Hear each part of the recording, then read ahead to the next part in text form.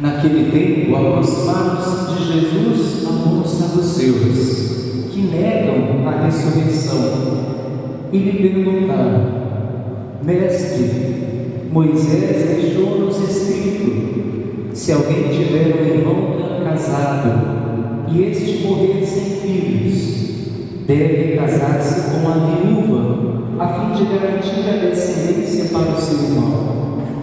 Ora, havia 7 irmãos. O primeiro casou e morreu, sem deixar filhos. Também o segundo. E o terceiro se casaram com a viúva. E assim os 7, todos morreram sem deixar filhos. Por fim, morreu também a mulher. Na ressurreição, ela será esposa de quem? Todos os 7 estiveram casados com ela.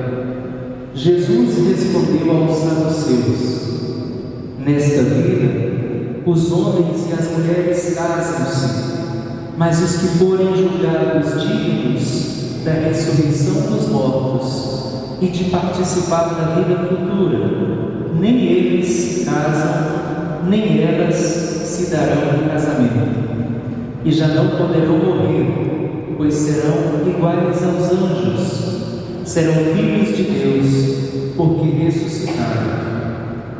Que os mortos ressuscitam, Moisés também o indicou na passagem da sarça, quando chama o Senhor de o Deus de Abraão, o Deus de Isaac e o Deus de Jacó. Deus não é Deus dos mortos, mas dos vivos, pois todos vivem para Ele. Palavra da salvação. Glória a vós, Senhor.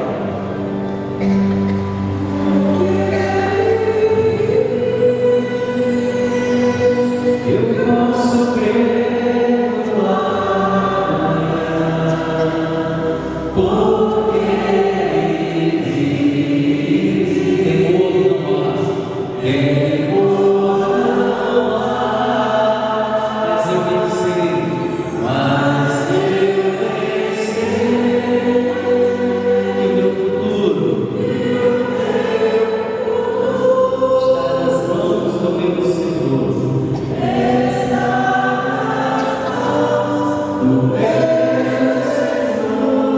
Ele está.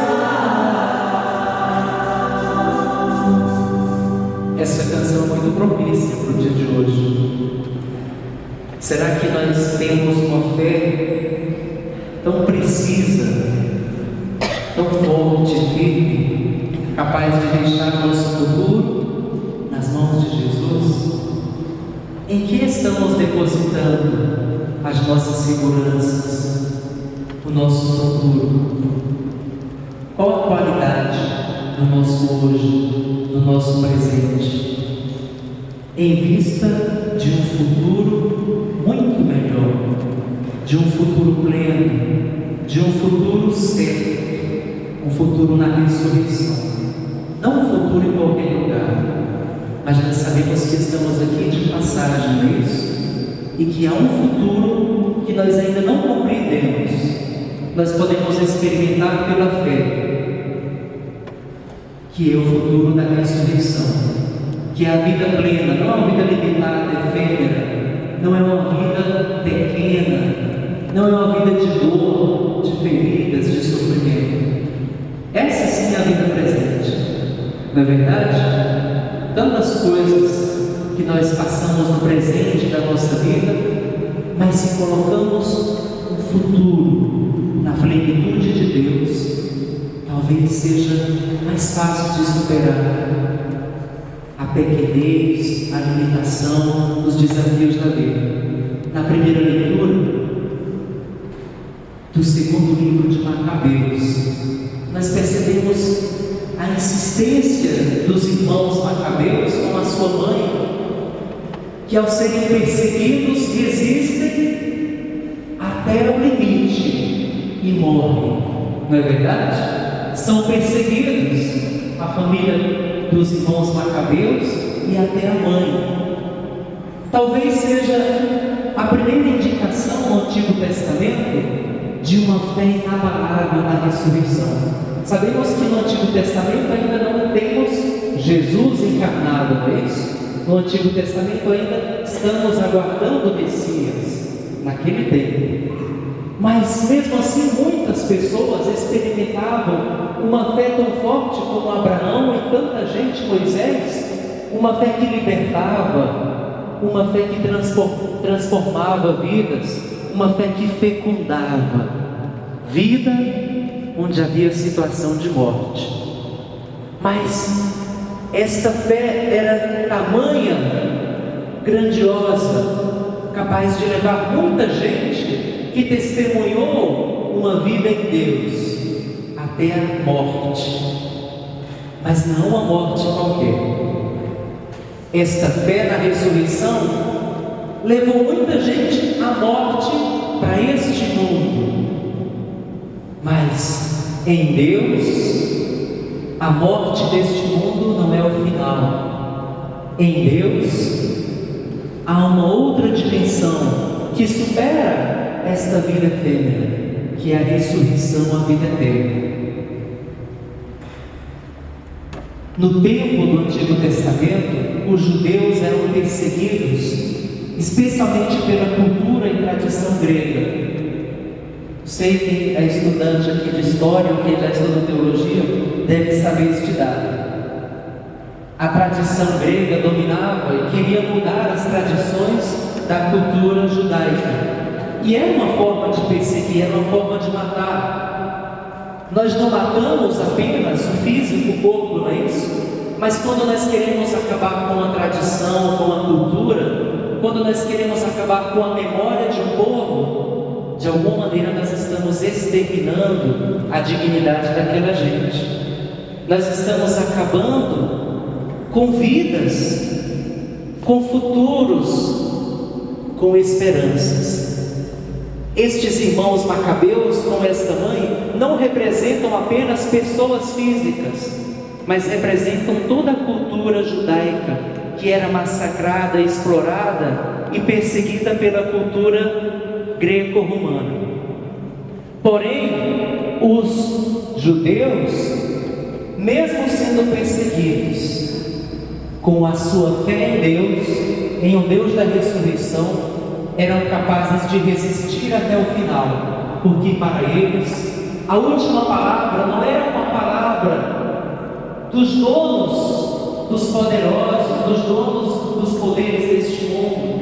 A última palavra para a tradição deste povo não era a palavra humana, mas era a palavra de Deus. A palavra de Deus que também não é somente um verbo qualquer, mas a palavra de Deus que é uma pessoa, a palavra de Deus que se fez carne, a palavra de Deus que ressuscitou. Confiar, portanto, na palavra de Deus não é confiar apenas numa palavra chamada Jesus. Confiar na palavra de Deus é confiar numa pessoa, Filho de Deus, que veio com toda a humildade, mas com grande poder, de nos ofertar gratuitamente a ressurreição, ou seja, de resgatar a nossa tradição, de resgatar a nossa memória, não só cultural, de países, estados, de mundo, mas de resgatar a nossa filiação. Quando nós não nos tornamos mais filhos de Deus, ou nos afastamos dessa familiaridade em Deus, Jesus vem falar ao nosso coração. Jesus, que é a palavra, Ele fala quando Ele toca a nossa vida, transforma a nossa realidade e nos oferece a ressurreição, para dizer sempre a cada dia: filho, filha, viva a ressurreição, mesmo que ainda não chegou a sua hora, para ir para a casa do Pai.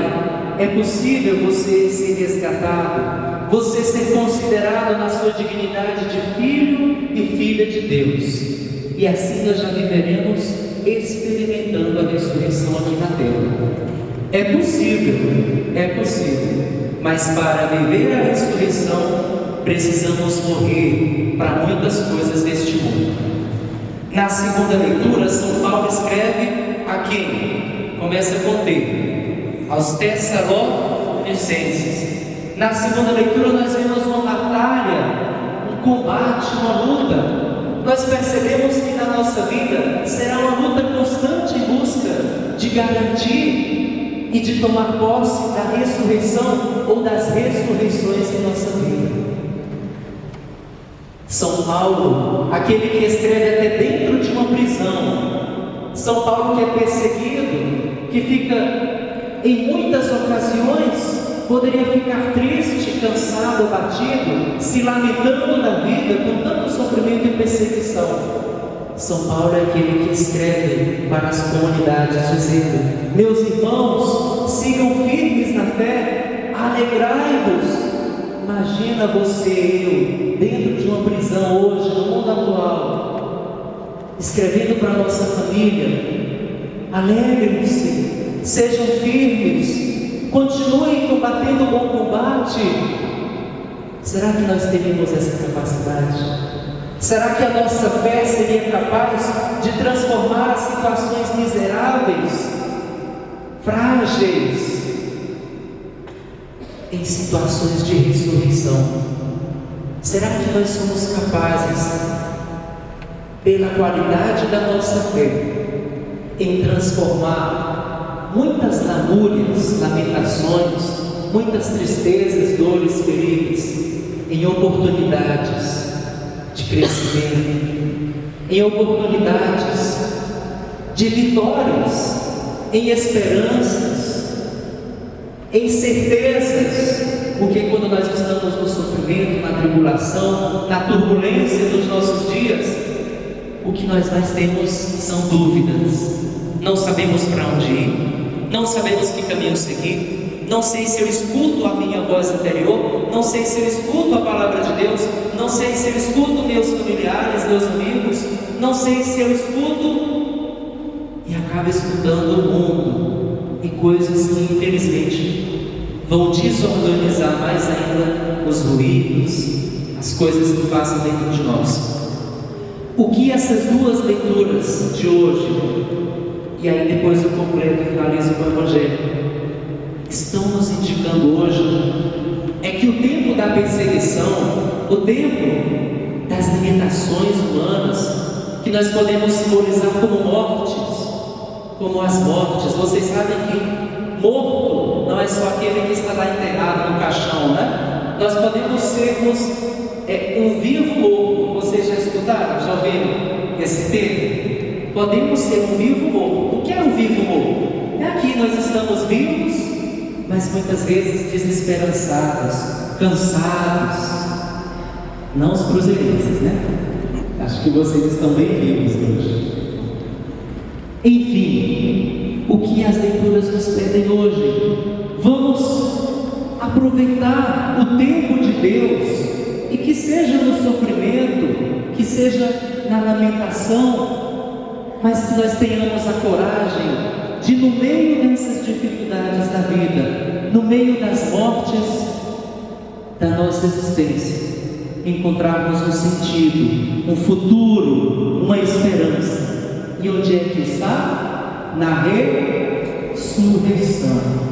Se nós cremos pela nossa fé na ressurreição dos mortos, que é a vida plena, que nós ainda não compreendemos totalmente neste mundo, porque somos limitados, somos seres humanos, mas cremos porque sentimos a força de Deus resgatando, nos encorajando e dizendo para nós com a sua palavra, que é Jesus Cristo, o Verbo encarnado: siga adiante, seja feliz, não seja derrotado por qualquer coisa, não deixe qualquer palavra do mundo influenciar, interferir na sua vida, mas deixe com que a minha palavra, que é Jesus Cristo, seja a palavra determinante na sua vida, seja a palavra final. Aqui no mundo nós podemos escutar muitas palavras, muitas pessoas, mas sabemos que a palavra final sempre será a ressurreição. Por isso que nós temos no Evangelho de hoje, de Lucas, Jesus que enfrenta então os saduceus. Quem são os saduceus? Quem sabe dizer para mim aqui? Saduceus era uma classe de pessoas que estavam num nível bom daquela época, né, de alguns poderosos. Eles eram considerados os anciãos que tinham mais conhecimento, mais inteligência, sabia tudo das tradições. Porém, tinha um limite nesta classe dominadora dos saduceus. Eles não acreditavam na ressurreição, justamente o que nós estamos dizendo aqui hoje, na ressurreição. E aí eles, para enganar Jesus, vai falar de uma lei antiga, não lembro muito bem o nome, se chama triunvirato, se eu não me engano, lei do triunvirato. Já ouviu falar dessa lei? Não sei se quem estuda aqui direito, quem já estudou direito, porque é uma lei bem antiga, do tempo de Jesus. E falava o seguinte, essa lei, por isso que vocês vão perceber hoje, depois se quiserem em casa, passem mais uma vez, façam uma leitura desse evangelho que vocês vão perceber no início. Os saduceus vão querer enganar Jesus dizendo: mas Jesus, se o meu irmão fica viúvo, ou seja, se a sua mulher morre e não tem filhos, e se casa com outra mulher, e aí ele vai continuar, e se casa com outra mulher, ou seja, essa lei diz o seguinte: se eu fico viúvo, eu, por essa lei, tenho o direito de me casar com outra mulher. Para que esse direito? Para garantir a descendência, porque naquele tempo tinha que garantir a descendência. A descendência de uma família significava a bênção, a graça de Deus. Por isso que infelizmente até hoje muita gente que acha que não consegue ter filho é porque é desgraçado, ou seja, porque está de castigo, não recebeu a graça, a bênção de Deus. Não, essa lei é antiga. Hoje, se você não consegue ter filho, deve ser algum problema mais físico, biológico, e tem muitas formas que a ciência pode ajudar. Mas antes, quando a pessoa não conseguia ter filhos, era considerado impuros, uma pessoa desgraçada, ou seja, amaldiçoada. Não eram capazes de perceber que a bênção de Deus ali estava na família. E aí Jesus é questionado: Senhor, quando essa pessoa morrer lá no céu, o que é que vai passar? Se eu morro depois de ter me casado com várias mulheres, quando eu chegar no céu, quem vai ser a minha mulher? Quem vai ser a minha esposa? Eu me fiz entender? Os saduceus são tão espertos que colocam Jesus no limite da sua inteligência. Mas Jesus é mais sábio em dizer: olha, meus filhos, meus saduceus, e para nós hoje, não adianta nós fazermos uma leitura lógica do mundo de hoje, deste mundo da nossa vida, com a lógica da ressurreição. E Jesus vai dizer: na ressurreição dos mortos, em outra dimensão que nós não conhecemos, só Deus, o Espírito Santo, Jesus e aqueles que já estão na morada eterna, que conhecem esta vida plena. Nós não conhecemos ainda, nós estamos a caminho. E por isso Jesus diz aos saduceus: não adianta nós queremos ficar comparando esta vida passageira com a vida da ressurreição. E Jesus vai dizer: Deus não é o Deus dos mortos, mas Deus é o Deus dos vivos. Portanto, tudo que nós quisermos fazer de especulações como os saduceus para diminuir este tema da ressurreição será em vão. Não podemos perguntar: Senhor Jesus, quando eu morrer, eu vou continuar como padre? Quando eu morrer, eu vou continuar como esse padre louco que anda pelo meio cantando, levantando as mãos, pedindo o povo bater palma, que é atleticano? Será que quando eu morrer eu vou continuar sendo atleticano? Será que se vocês morrerem eu vou continuar sendo cruzeirenses? Aí eu ando esse comunicador?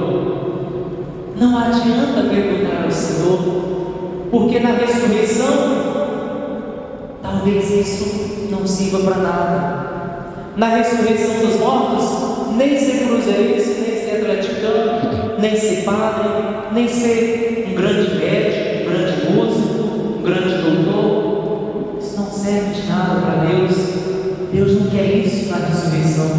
Neste mundo, sim, nós precisamos ser alguma coisa, alguém, para ajudar, para sobreviver, para sermos fraternos. Mas na ressurreição não. Na ressurreição, Deus quer apenas uma coisa: a nossa vida. Não é uma vida qualquer, é a vida eterna. É uma vida que se estende na felicidade completa. É uma vida que é mistério. Nós não sabemos como é, mas nós cremos pela nossa fé que é uma vida muito melhor do que a vida deste mundo. Deus é o Deus dos vivos.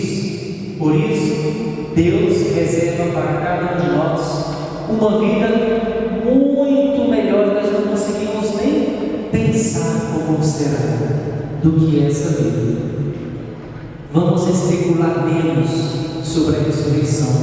Não somos os donos da ciência, somos os administradores deste mundo.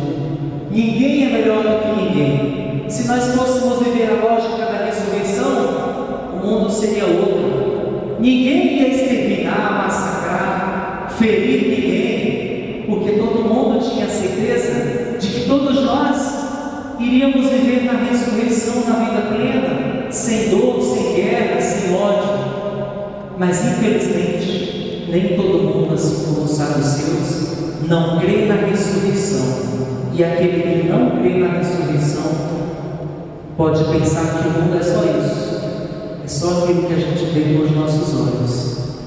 Pode pensar que a morte é a palavra final. E por isso tanta gente faz tanta desgraça. Eu vou terminar com uma frase que eu escutei hoje do Papa Francisco. Eu agora estou na terra dele, né? Agora estou em terras argentinas. Papa Francisco disse uma coisa lá em Roma, no Ângelus hoje, falando sobre o tema do Evangelho de hoje. A morte, ela deve ser colocada nas nossas costas. A morte tem que ficar para trás. Tudo que é morte em nossa vida deve ser passado. Não é olvidado, não esquecido, não excluído, deixado para trás. O que deve estar à nossa frente é a ressurreição. É a ressurreição que nos coloca para frente. É a ressurreição